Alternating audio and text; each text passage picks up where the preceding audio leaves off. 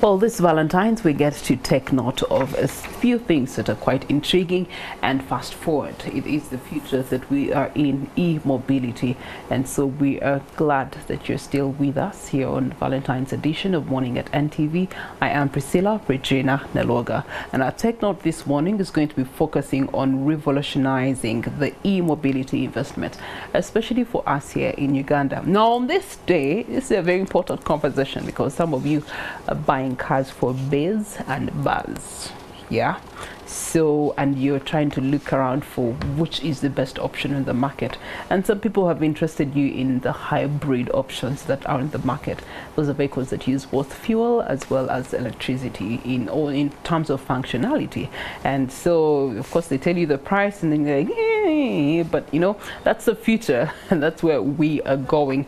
And so that's why it's patent that you have a deep understanding of the future so that you can make better decisions, especially as far as mobility is concerned. Now, embracing the e-mobility innovations in Uganda is going to be where our meet for the tech note is going to be. Just to give you a preamble, in the present era, as humanity does confront its most significant challenge to date, and that is climate change, numerous advanced nations such as Europe, North America, you do have the East Asia, all devising plans to diminish the release of greenhouse gas emissions into the atmosphere.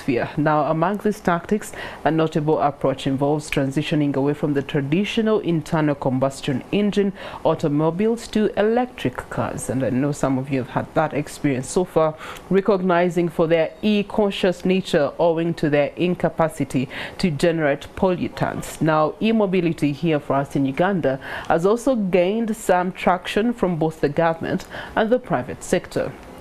We have done stories here of vehicles that are electric vehicles and being assembled here in Uganda. Buckeye University also had an innovation in that direction. And so we want to understand, with the National Development Plan 3 that has been released guiding the strategic implementation of government priorities in line with the Vision 2040, which stresses sustainable development through climate-friendly technologies. And many companies have come up to actually go in this direction.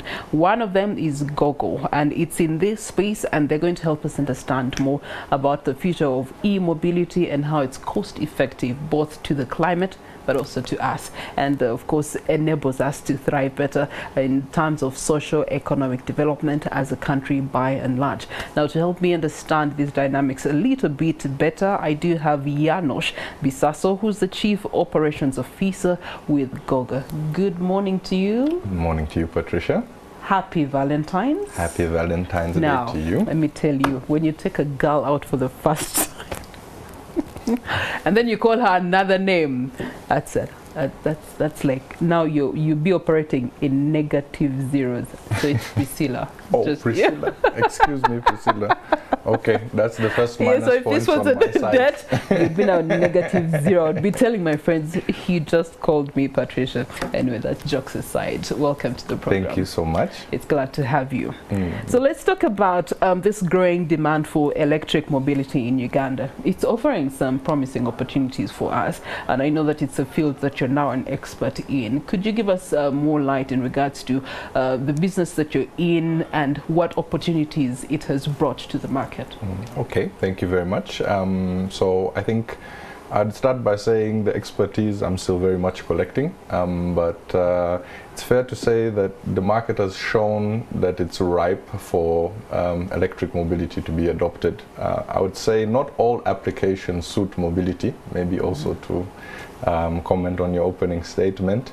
So these people who have a limited range requirement on any given day, whether two-wheeler or four-wheeler, e-mobility could be an option for you. I would say that for our business particularly, the opportunity has manifested around the two-wheeler, because so many people are employed every day by the Boda Boda.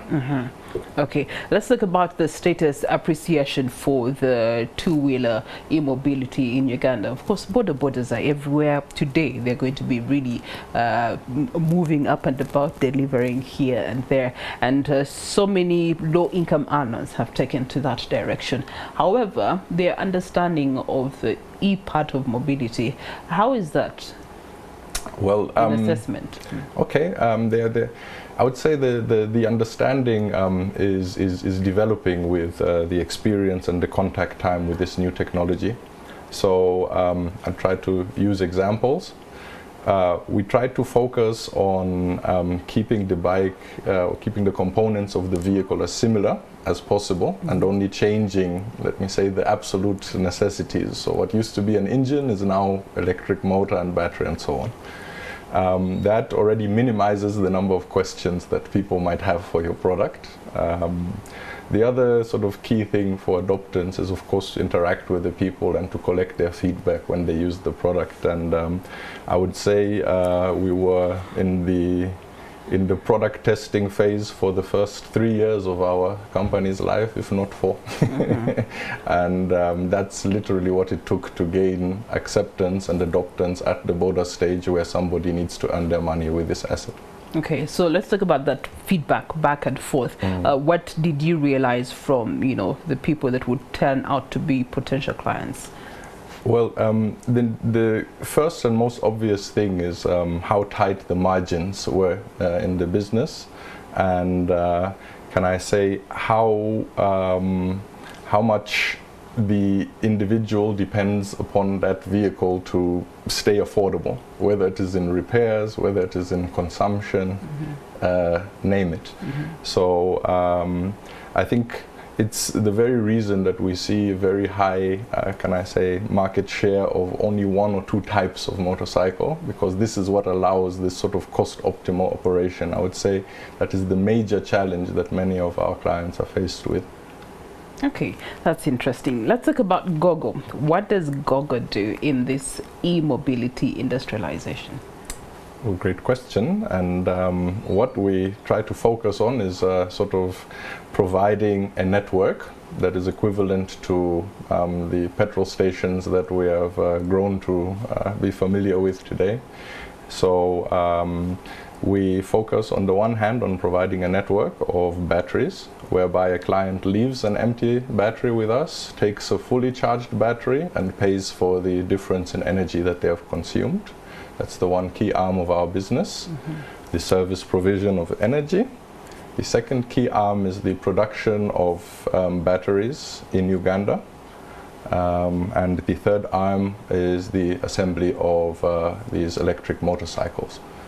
So I believe, or we believe, that this trifecta needs to be offered together with a financing solution in order to have really a solution that has market fit. Okay, having attended the Energy Week last year with the Ministry of Energy and Mineral Development, there were some young people who were, thinking, as a country, let's just put out a lower policy and order everybody to get onto the e-mobility. But of course, the other people's concern was rechargeable ports. If we are going to go e-mobility, that means we're going to need fuel stations that offer that kind of energy for the nature of e-mobility, of which they're very minimal. Just within taking the case study of Kampala, they're very minimal in Kampala. So when you look at those different dynamics of, yes, the product is good, yes, the idea is good, but then the complementaries around it to make it a holistic consumption and make it an easier decision for your potential consumer is still quite challenging. How are you able to match that with your current clientele? Great question. So I would say right now our clients are early adopters of technology, people who are willing to take a risk.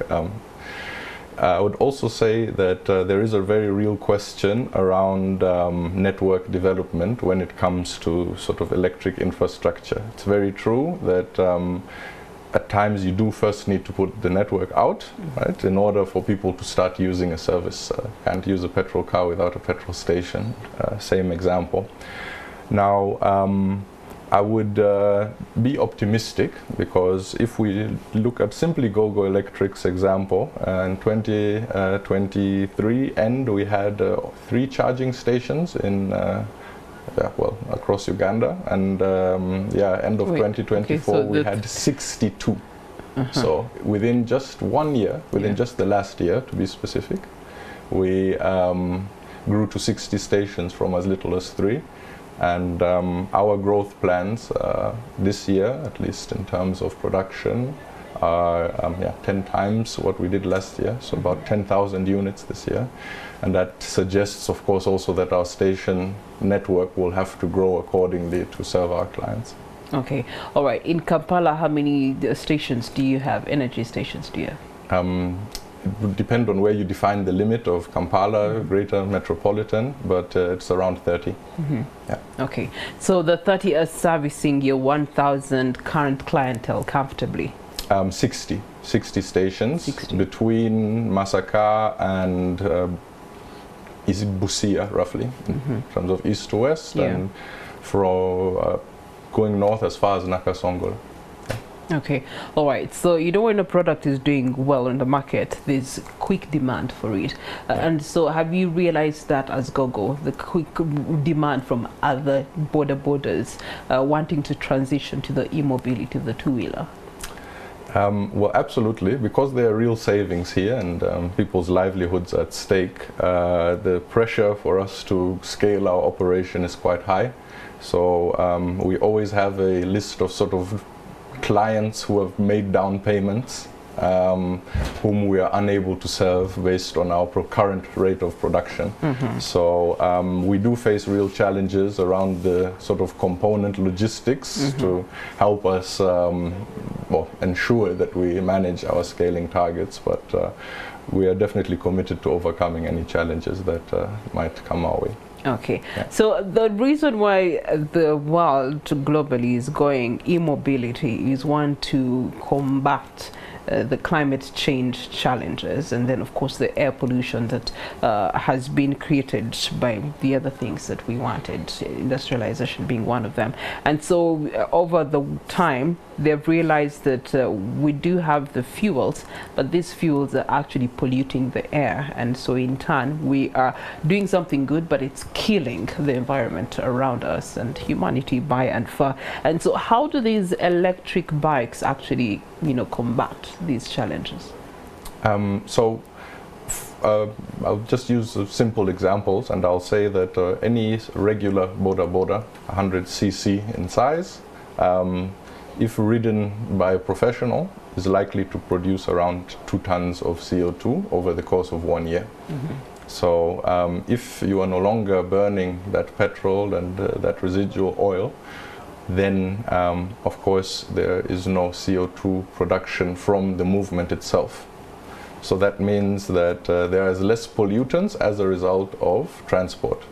But being an engineer, I would always encourage people to look at the entire ecosystem and try to understand everything from the raw material up to the end consumption. It would give a better idea of what is sustainable and what isn't, but it's definitely a sidetrack for now. Okay, all right. Let's talk about the fact that your demand is increasing. I might consider buying one myself just to do some shopping here. But let's talk about that in regards to the economic environmental potential for electric movement moving forward. How is that being appreciated on the Ugandan market, and are people ready to actually jump onto this quote-unquote vehicle? Great question. I'd come back, I think, I'd refer briefly to what we talked of earlier. I think right now we're serving the people who are courageous, the sort of people who are early to buy products. That means that there will still be work to do to penetrate the market further and have essentially our clients, by way of doing good business, convince others that it's the right thing to do. And it's I was asked in the hallways here this morning why we have not heard of GOGO so much. It's because we have not been making so much noise. We have very much relied on word of mouth. And I can tell you that our net promoter score, so the likelihood of one of our riders recommending our product to a further person, sits above 90%. So that's a very high percentage. And when we analyze the market across East Africa, we see that other e-mobility companies are not as close. Okay, let's talk about the financial implications of this wonderful innovation. It comes at a cost, without a doubt. Is this cost cheaper than my regular boda that I go buy from the Muyindi, or is it the same cost? And then at the end of the day, when it comes to, you know, the energy reservicing, what are those costs also equally like? All right, I'll try to take you through end to end. So we have done our work to match the existing pricing of the sort of two market-leading models. So it is the same starting price. It's fair to say that 95% of our clients require financing. So we have partnered with Watu Credit, and based on a guarantor and a down payment and identification, they are able to execute a sale within about 2 hours. And the loan terms are flexible between 6 and 24 months. In terms of the operational expenditures, I'll start by saying that the most effective or efficient riders are saving 50% or more. That comes in part from the reduced energy cost. So we're looking at around 6,000 shillings currently for about 80 to 100 kilometers of productive usable range, which is 40% about of the current petrol costs, depending on the efficiency of the vehicle once again. And again, not to go too deep, there is less maintenance on this electric vehicle. There are simply less moving parts, so there's less to maintain, no oil to pour into your engine every 2 weeks. Oh, there's no oil, really? Well, the oil that's magical, stays because for 6 months, not 2 weeks. Yeah. Wow. Okay, that's definitely a plus. Less oil changing and visits to the mechanics. So, in case someone needs to have needs their bike to be looked at, service centers is what I'm referring to. Do you have those? Yes. So our sort of largest service center is in Tinda Industrial Area. But we do have 5 satellite service stations, again from Masaka, Luero, across to the eastern region. Yeah. Okay, that's interesting. You talked about the financing element of it, because roughly on the market, your ordinary border will be to the tune of 5 million plus. And so you've talked about a guarantor, of course, the down payment and your identification. The down payment would be how much? I don't have that information perfectly at hand right now. I would have to refer you to the colleagues at Watu. Yeah. But I believe that there are 2 tiers, about 300,000 and 500,000 respectively. Fair to say, though, that the larger the down payment, the lower the principal on the loan.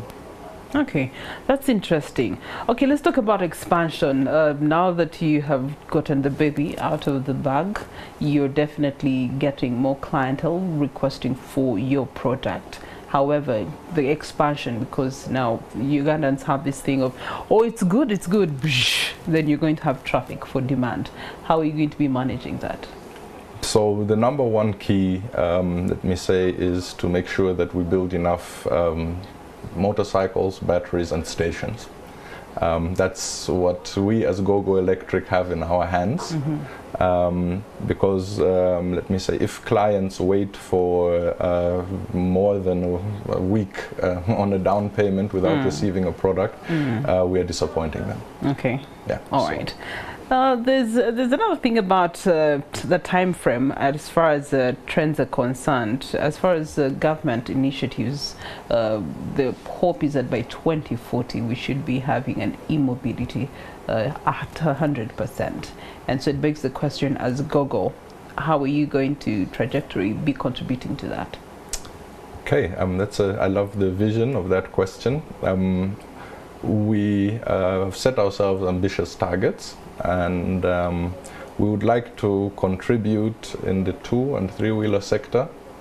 We would then like to look into the 4-wheeler sector to follow, but we believe that everything takes time, and from our past experience unlocking the 2-wheeler product to have market fit, we would not want to rush these steps. But seeing as you have given us up to 2040, I would say we would be in 2-wheelers, we would be in 3-wheelers, we would be in light vehicles, so these small cars, pickups, we would be in boats on the lake, certainly. I would imagine that all 2-, 3-wheelers and outboard motors, all these would be fully electric. I imagine when we look at trucks and other heavy long-distance vehicles, we would still have some fossil fuel vehicles. And I would say there's one other product range which people may not associate us so much with, and that is the fact that this battery, of course, is a source of energy.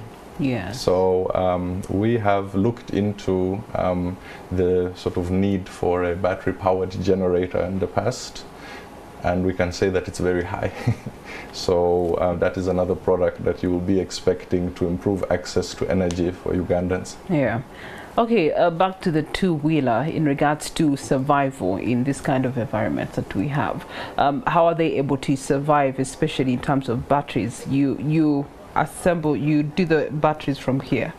Yes. You put them together from here. Yes. Okay, and so that means that at the service center, the energy center, they bring one battery and then pick up a charged battery. Yes. It's not for carrying a battery around all the time. No, there's like a slot in the motorcycle where you sort of where the attendant, can I say the battery attendant, removes the old one, scans it, scans the new one, plugs it in, bills you mobile money, and you're on your way.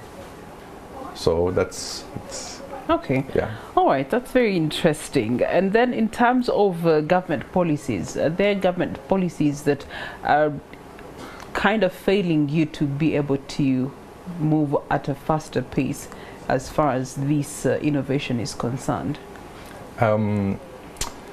Well, I would say policy is always going to need time to react. The private sector will always be able to move faster. I would say that the sort of key inhibitors for our type of business are likely to be around the importation of components or the taxation of services. But again, I think these are big questions.